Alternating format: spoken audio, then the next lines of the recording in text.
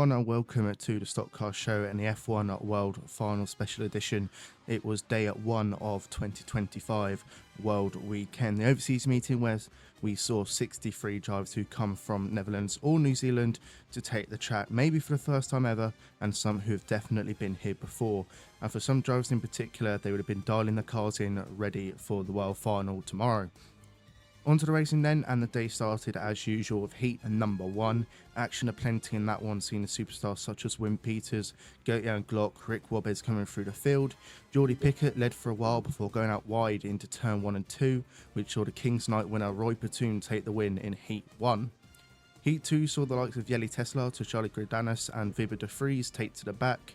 Brilliant battle at the front at some point during the race between H6 and H44, and a couple of white tots, forgotten their numbers, I do apologise, but it was H44 Goose Hoekstra, if I do say these wrong I do apologise, with a decent gap to second, which was H311 at Dijkstra. The third and final heat was next, and another stacked grid with a bunch of drivers of the Dutch and New Zealanders.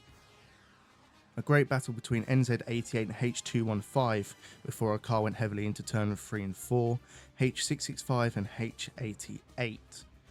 On the restart, Richard Falconer found his way to the top 3 and was trying to find a way past Jeffrey Pickett, and it was a good battle at Tangled to boot, giving Pickett second. Albert Sycamore in H215 took the win. We had consolation number 1 next, and that was quite a calm race until the caution came out for Rebecca Barr. A massive train at the start of the restart causing chaos.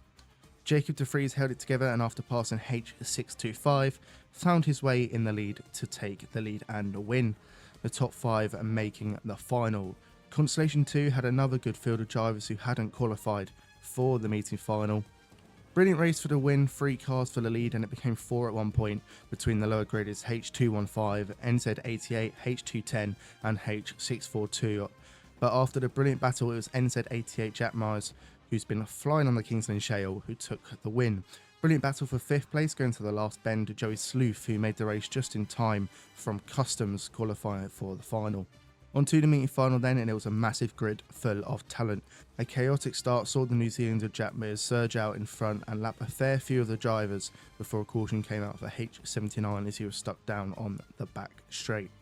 On the restart, chaos again as Wim Peters went up the wall. Looks like 197 Jordi Lemons got all out of shape on the back, getting hit everywhere, and Wim had nowhere to go, so he went up the wall. Then on the restart, we had probably the crash of the weekend as H661 Picker went over Tennant and had takeoff similar to Charlie Sauder at Northampton, except not landing it and rolling. All was okay, which is good to see in a very spectacular crash. After yet another 2 stoppages, the race finally got in full flow, with NZ88 leading them off. Platoon was charging him down and even putting an earth rail shot, but it wasn't enough to stop Jack Mears winning the final. I believe he's the first New Zealander to win the final on English soil. If someone can let me know if that's true or not, that would be great. Awesome drive from the Kiwi, well done. Second was Roy Platoon and third Jelle Tesla, so the top 3 being drivers in the world final.